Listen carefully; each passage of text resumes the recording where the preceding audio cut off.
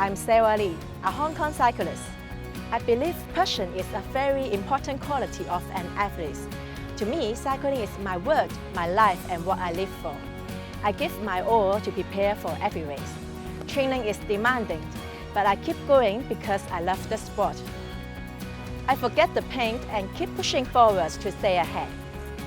I think entrepreneurs have the same explosive power of an athlete. It's not easy to make something out of nothing. You have really believe in yourself. You have to have the fire in your belly to keep going for the top. I'm very honored to join you at Epic 2020.